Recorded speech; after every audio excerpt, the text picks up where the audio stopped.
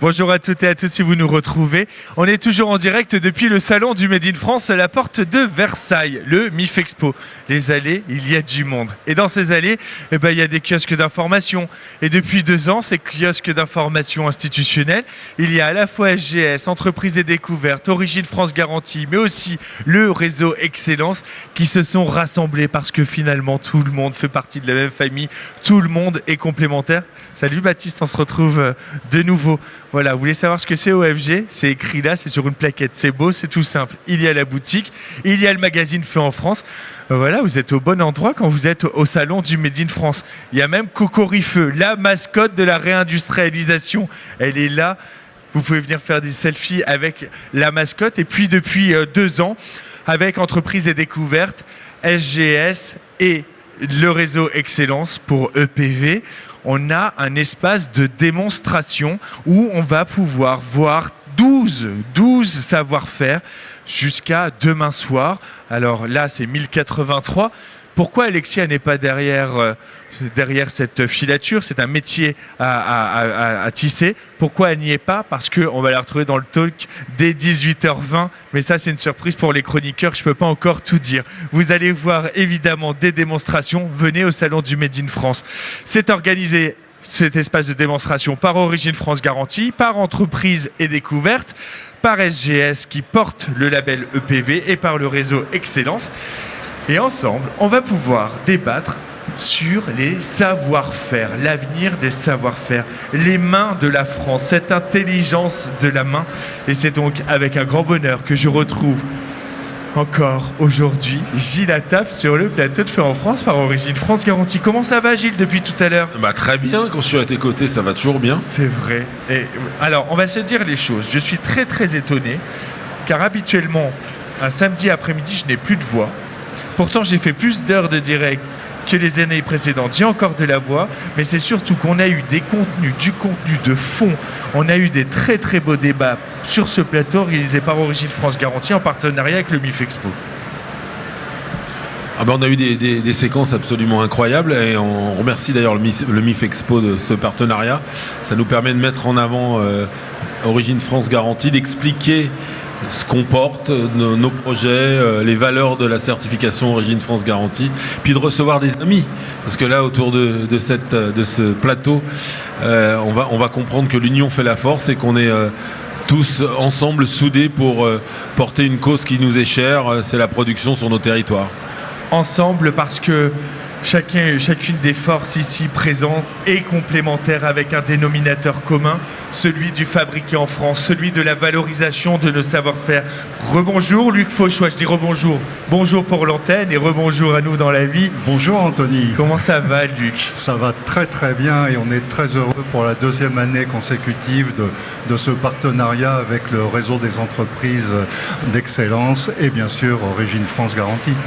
SGS pour la partie EPV également. Je vois ici un président heureux.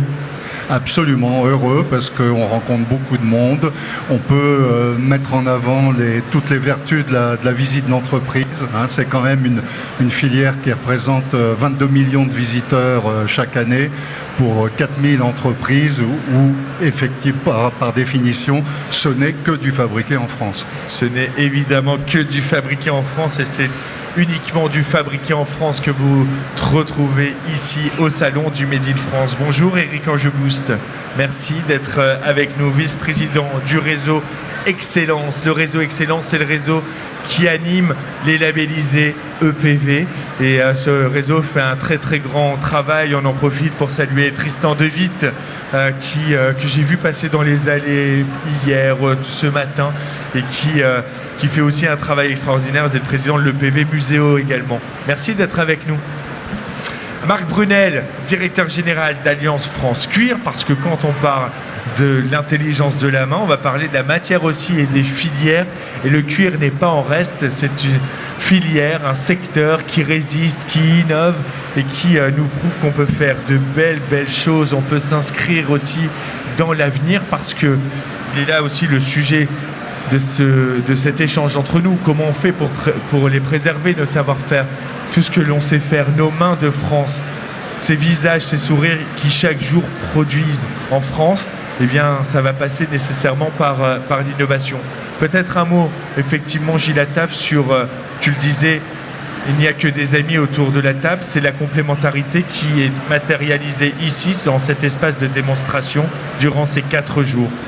Ah oui, tout ça est très complémentaire. Nous, on est là pour garantir via une certification que le produit est bien fabriqué en France. Les EPV sont là pour garantir un savoir-faire et entreprises et découvertes pour mettre tout ça en avant. Donc c'est formidable qu'on soit tous ensemble pour porter ces projets. Et lorsqu'on a en plus la chance, au-delà des valeurs que l'on porte, d'avoir tout cet écosystème qui est derrière nous, le MIF Expo, tous ces adhérents, tous ces exposants qui n'ont qu'une envie, c'est de continuer à produire dans leur région et dans leur territoire. On a tout gagné, on coche toutes les cases. On coche toutes les cases. Eric, c'est ça aussi la mission du réseau Excellence. C'est de dire, ok, il y a des entreprises, elles sont labellisées entreprises du patrimoine vivant, mais derrière, il faut animer, il faut les faire vivre et surtout, il faut les faire connaître. Bien dans le micro. Oui, bonjour, tout à fait. Donc nous c'est notre mission, c'est de travailler avec toutes les entreprises et on a fait un effort au cours des 10 dernières années pour régionaliser justement le territoire des EPV. Donc les EPV sont régionalisés et ce qu'on leur demande, c'est qu'elles participent à l'animation qui est faite par la région et nous on représente la coordination de toutes les régions. Voilà. Cher Marc Brunel, pour celles et ceux qui nous découvrent et qui viennent aujourd'hui au salon du Made in France pour la première fois, et ils ont totalement raison parce que ça ne sera certainement pas la dernière, c'est quoi Alliance Cuir, si vous deviez l'expliquer? Alors c'est une confédération. On regroupe 21... Alliance France Cuir, pardon. Alliance France Cuir. On regroupe 21 fédérations professionnelles. On a cette particularité de devoir défendre divers métiers qui incarnent l'ensemble d'une chaîne de valeur de l'amont jusqu'à l'aval. Alors quand on parle amont, chez nous, on parle de l'élevage. Ensuite, on va collecter des peaux, on va les transformer avec des tanneurs qui vont créer un matériau absolument sublime, qui va être utilisé dans la maroquinerie, dans la chaussure, dans la ganterie, les produits du quotidien. Puis ensuite, nous avons tous les réseaux de distribution qui sont aujourd'hui un peu malmenés, on le sait, mais qui distribuent ces produits soit en magasins indépendants, soit à des succursalistes. Et puis, la chaîne de valeur, elle ne s'arrête pas là, parce qu'un produit, quand il est abîmé, quand il est usé, on le répare. Donc on a aussi, dans notre fédération, dans notre confédération, les réparateurs. Donc on a un souci global de porter les couleurs d'une matière et aussi son avenir à travers toute cette chaîne de valeur qui développe, protège et répare et fait durer. Quand on parlait de complémentarité, il y a effectivement Origine France Garantie à travers ces 2 certifications, Origine France Garantie, Service France Garantie aussi, puisque l'artisanat, je pense à Thierry-O, répond pleinement à cette notion de service aux réparateurs du cuir, ceux qui vont les rendre plus durables, qui vont redonner vie à nos chaussures et les soigner très longtemps. On embrasse Thierry ? On embrasse Thierry très fort. Il y a cette complémentarité aussi avec Entreprises et Découvertes de faire découvrir ces savoir-faire. Animation des réseaux, c'est aussi faire connaître les savoir-faire des entreprises et ces métiers. Parce que si ces savoir-faire, on veut qu'ils perdurent dans le temps, alors il faut des consommateurs. Il y en a 100 000 sur 4 jours ici, c'est bien, mais il faut aussi des mains. Il faut des mains, il faut donner envie. On parle de l'attractivité. Parce qu'on connaît bien tous les deux Thierry-O, on sait que parfois la formation, le recrutement, c'est un véritable enjeu. J'imagine là qu'il y a une mission à travers Alliance France Cuir, à travers le réseau Excellence, mais Luc a presque une responsabilité quand on fait de la visite industrielle, de la visite d'entreprise, d'ouvrir les portes et de crier haut et fort, ouvrez vos portes aux industries, aux artisans, pour que nos jeunes voient à quoi ressemble une usine et se rendent compte qu'on est bien loin de l'image de Zola. Ouais, complètement, la visite d'entreprise a de multiples vertus pour les chefs d'entreprise. Bon, bien évidemment d'abord une dimension commerciale, parce que les entreprises qui vendent le produit à la suite des visites maîtrisent toute leur chaîne de valeur. Elles maîtrisent leur prix, leur marge, etc.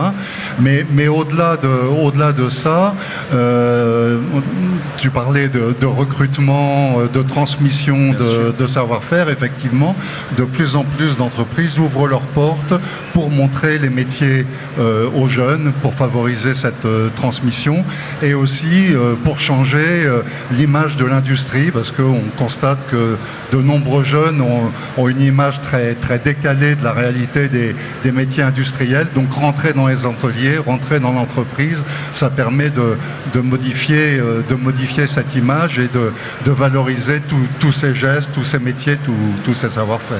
Je pense qu'il y a vraiment un enjeu sur le sujet. On a besoin de redonner envie de produire. Et d'ailleurs, je pense que l'exemple des artisans, l'Alliance France Cure est là pour le prouver, est un très bon exemple. Je trouve que les artisans ont bien réussi leur mutation. Je trouve qu'aujourd'hui, l'image de l'artisanat est très forte. Encore une fois, moi quand j'étais jeune, je me rappelle qu'il n'y avait pas cette image aussi puissante de l'artisanat. Aujourd'hui, c'est une référence. Tu parlais de Thierry-O, mon copain cordonnier qui a le même âge que moi. Je me rappelle quand il était jeune, il était très frustré parce qu'il avait l'impression qu'il n'était pas reconnu. Maintenant, l'artisanat est reconnu. Et nous, il faut qu'on arrive à faire la même chose avec les métiers de production et notamment les métiers industriels. Et pour redonner cette image, redorer le blason de l'industrie, on a besoin effectivement de visites, d'expliquer qu'une usine c'est plus Zola, qu'une usine ça a évolué, que en plus c'est un formidable endroit d'ascenseur social qui fonctionne bien, que le lien territorial, le lien social fonctionne dans les usines et dans la production. Donc il y a un enjeu énorme et c'est pour ça que ce travail est absolument essentiel que vous faites aujourd'hui.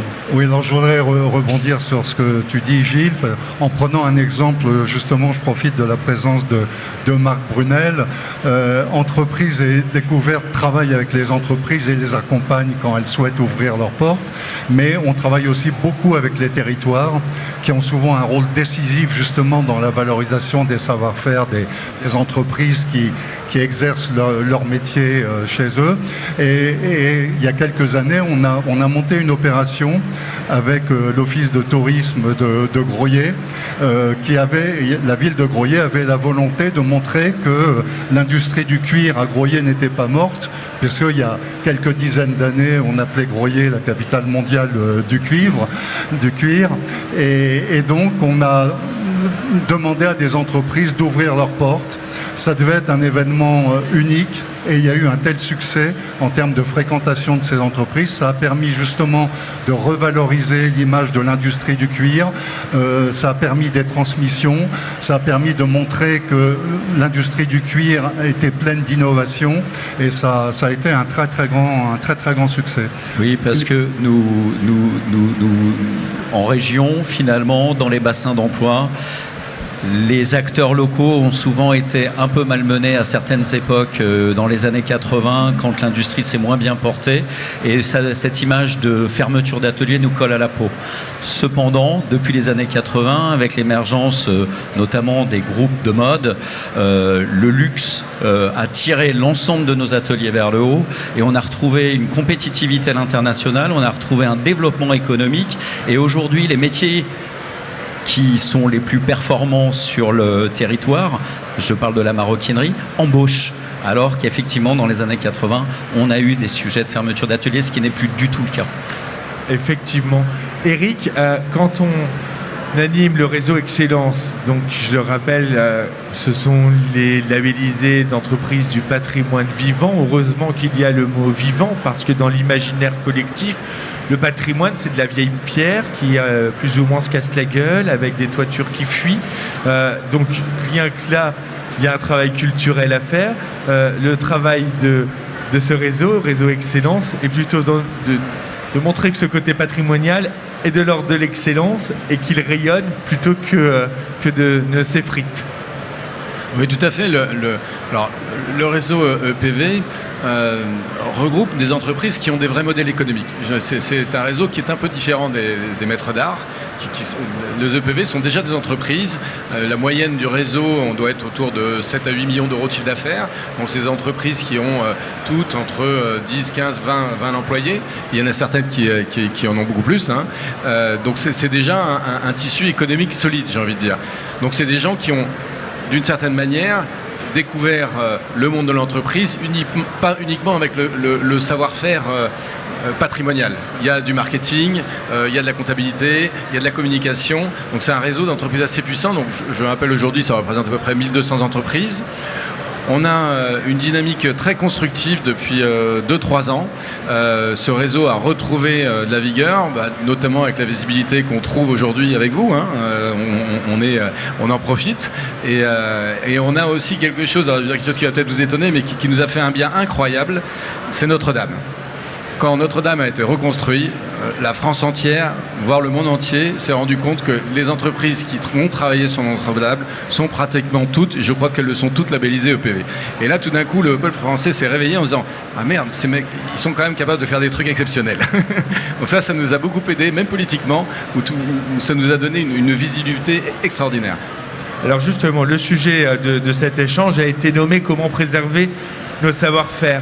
Comment préserver nos savoir-faire? On a l'impression, Gilles, je parle sous ton contrôle, qu'on s'est rendu compte que l'industrie était importante au moment de la crise Covid, et si j'écoute Eric, que les artisans sont importants quand Notre-Dame brûle.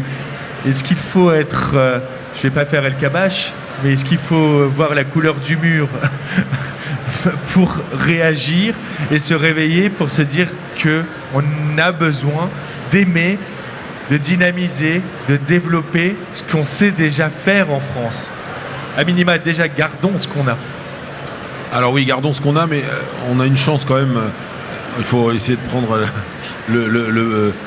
voir les choses du bon côté. On n'est plus dans le déni déjà. On s'est aperçu qu'il était temps de réagir, qu'il fallait vraiment qu'on retrouve que produire sur le territoire français, ça doit être un choix de société.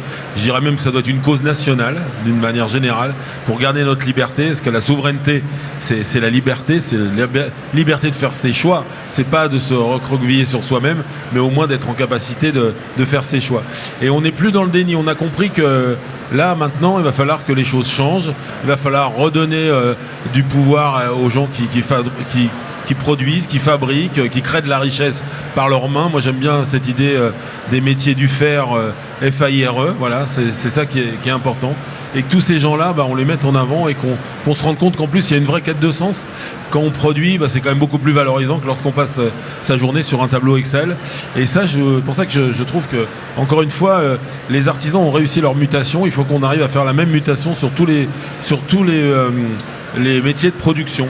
Mais je trouve que c'est bien engagé parce que il y a vraiment une envie de changer. Je pense que là, il faut changer le paradigme complètement parce qu'on s'aperçoit qu'on est bloqué entre le dumping chinois, le protectionnisme américain, et que on peut y arriver que si on est vraiment nous en capacité de reprendre la main dans nos régions et dans nos territoires. Luc Fauchois, tu veux réagir? Mais je te pose ma question pour après. Rappelle-nous combien de visiteurs poussent les portes d'ateliers, d'usines, d'industries, de sites industriels chaque année en France. Ça progresse d'année en année et aujourd'hui on atteint 22 millions de visiteurs dans l'année, ce qui commence à être pas mal. Mais en même temps il y a un paradoxe que beaucoup de gens ignorent encore qu'on peut visiter des entreprises. Et donc c'est notre travail aussi de communiquer, de promouvoir ces visites d'entreprise avec en particulier ce guide du routard qu'on réalise en partenariat avec Hachette. Mais je voudrais aussi rebondir sur les pages de Feu en France magazine édité par Origine France Garantie où nous mettons entreprises et découvertes. Tout à fait. C'est aussi un moment important de communication pour valoriser valoriser les visites d'entreprise. Et donc, à ce moment de notre échange, je voudrais souligner aussi les vertus de la visite d'entreprise pour le fabriquer en France, Oui. par rapport à ce que disait Gilles, notamment sur le dumping chinois, etc. Parce que quand on rentre dans un atelier, quand on visite une entreprise, quand on voit les gestes, les métiers, le faire, etc., ben on se rend compte de la qualification de ces femmes et ces hommes qui travaillent. On voit la qualité des matières premières. On voit que les entreprises respectent l'environnement. Aussi, elles sont vertueuses de plus en plus de ce point de vue-là. Que les conditions sociales de production en France ne sont pas celles que l'on trouve dans un certain nombre de pays asiatiques. Et tout ça fait que quand on sort de cette visite, on a peut-être un peu plus envie d'acheter français et d'acheter le produit de l'entreprise qu'on vient de visiter.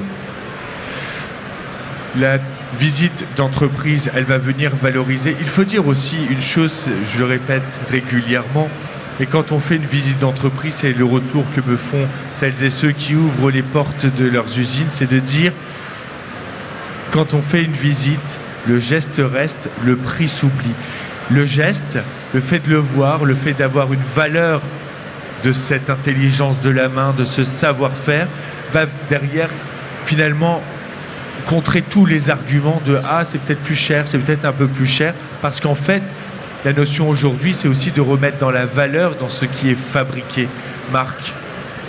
Alors nous, effectivement, on voit les choses à l'échelle filière avec une stratégie d'abord de connaissance. C'est pour ça qu'on est là aujourd'hui. Depuis 4 ans, le succès de ce salon fait qu'on arrive à sensibiliser.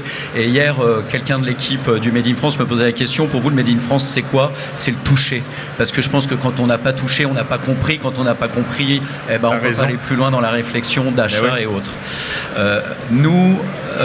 On se dit aussi qu'il faut être pragmatique. Donc si on veut sauver le Made in France et les savoir-faire dans notre filière, on va être très opérationnel. Donc on a développé par exemple un dispositif qui s'appelle Fer de Lance et qui met en contact finalement des marques qui savent pas s'y prendre. Voilà, quand on veut lancer une marque de chaussures, une marque de sacs, on entend tellement de choses sur le Made in France que finalement on va aller direct au Portugal ou direct en Espagne ou direct plus loin. Et en fait, avec des dispositifs très pragmatiques de mise en relation avec de l'humain, on ramène les gens. Alors d'abord, il faut une compréhension des ateliers de notre côté, mais surtout on ramène les futurs donneurs d'ordre vers une rationalisation de leurs besoins et vers une volonté. Vous voulez faire quoi ? Un produit qui fait de la marge ou vous voulez faire un produit qui a du sens ? Et en fait, à partir du moment où on peut accompagner des porteurs de projets dans les ateliers, le twist, il se fait beaucoup plus facilement, il s'accompagne. Ensuite, il y a d'autres dispositifs, je pense, à notre niveau, c'est aussi d'être en capacité de accompagner ces boîtes et ces créateurs qui se lancent dans le Made in France. Et là, donc, la filière, on a lancé un incubateur qui existe depuis 10 ans et qui permet d'accompagner une vingtaine d'entreprises sur 3 ans, sur l'ensemble de sa complexité, qu'elle soit financière, marketing, etc. Parce que vouloir faire du Made in France, c'est compliqué, ça va prendre du temps. Et en fait, c'est pour finalement le chef d'entreprise, une gageure en plus et avoir un dispositif qui le porte, c'est important. Et je ne voudrais pas que Gilles Attal dise que je sois pessimiste ou que je vois les choses de manière noire, mais un des effets du Covid aussi a été de valoriser la fameuse quête de sens. On a vu une fuite des talents de la défense pour venir créer, parce qu'il fallait redonner de la valeur à son travail. Et ça, je sais aussi qu'au sein du réseau EPV, c'est quelque chose auquel vous êtes confrontés, le nombre de reconversions, de formations sur des personnes bien plus âgées, en reconversion de carrière, en quête de sens, ça vous le voyez concrètement. Alors on le voit, et je pense que là le mot qui ressort entre nous, c'est le sens en fait. Ouais. Je pense qu'on regroupe ensemble des volontés de chefs d'entreprise, de salariés, de collaborateurs, d'artisans, de donner du sens à leur vie tout simplement en faisant des gestes qui sont simples, des gestes qui sont beaux, des gestes qui sont parfaits, avec une quête de l'excellence. Et je pense que c'est un peu tout ce qu'on retrouve aujourd'hui. Et je pense que effectivement, il y a un enjeu de formation colossal sur le sujet, mais ce qui est très satisfaisant de voir aujourd'hui, c'est que la jeunesse, elle tracte en fait. Aujourd'hui, la jeunesse est attirée par ces métiers. Parce que dans un monde qui est très digitalisé, finalement, nous, on sait vivre dans notre espace, on sait utiliser la main, on sait utiliser des sens, on sait donner du sens, mais aussi utiliser les sens. Et ça, je crois que c'est des choses qui sont très puissantes aujourd'hui. Et donc, il y a des enjeux de formation, des enjeux de reformation aussi. Il y a beaucoup de gens qui, 40, 50 ans, décident d'abandonner un ancien métier pour trouver un métier qui a plus de sens. Et il y a aussi des belles opportunités de ce côté-là. Et cher Marc, tu m'offres une très belle... Eric, tu m'offres une très belle transition puisque tu parles justement de formation, de transmission. Il y a un partenariat qui se crée entre une très très belle association qui s'appelle De l'or dans les mains. Une association d'ailleurs qui a gagné un prix. Entrez sur le plateau, je vous en prie, allez à côté d'Eric. Vous avez gagné d'ailleurs le prix des trophées des savoir-faire. Félicitations. Qu'est-ce qui va se passer? Alors un mot d'abord peut-être sur l'association De l'or dans les mains. Bonjour à tous. Nous, notre mission chez De l'or dans les mains, c'est de replacer l'intelligence manuelle au collège. Parce que pour faire aimer à ces jeunes ces métiers, il faut leur faire aimer la matière et que les compétences de la main puissent être aussi importantes que les savoirs fondamentaux. Donc on est très content de pouvoir embarquer les entreprises du patrimoine vivant avec nous pour grandir, pour permettre à vraiment de nombreux collèges de bénéficier de nos programmes pédagogiques et donc de permettre aux salariés des entreprises du patrimoine vivant de venir faire découvrir leur métier. Alors concrètement, comment ça se passe? Vous allez dans les écoles, dans les collèges? Donc nous, on a une quarantaine de collèges partenaires dans 9 académies. Et au sein de ces collèges, on a des programmes pédagogiques qui permettent aux jeunes de fabriquer des objets avec des artisans en lien avec leur programme scolaire. Pour leur montrer que leur main, c'est le prolongement de leur tête. Et que ce qu'ils peuvent voir en maths, ce qu'ils peuvent voir en histoire, en géographie, en sciences et vie de la Terre, c'est utile aux artisans dans leur quotidien et qui sont capables de mobiliser ces connaissances pour fabriquer un nichoir en bois avec un menuisier, pour fabriquer un portefeuille en cuir avec un maroquinier, et puis voilà, et replacer ces compétences manuelles au sein de l'éducation nationale. Alors justement, comment elle va se concrétiser cette collaboration? L'objectif, du coup, moi je suis président de l'association, mais je suis aussi investi dans le réseau Excellence et les EPV, puisque je suis trésorier du réseau Excellence Île-de-France. L'objectif, c'est de venir présenter justement à toutes nos EPV l'association et sa manière de travailler, son plan d'action, pour qu'un maximum d'entreprises EPV puissent participer et envoyer des artisans dans les collèges venir présenter tous les métiers manuels.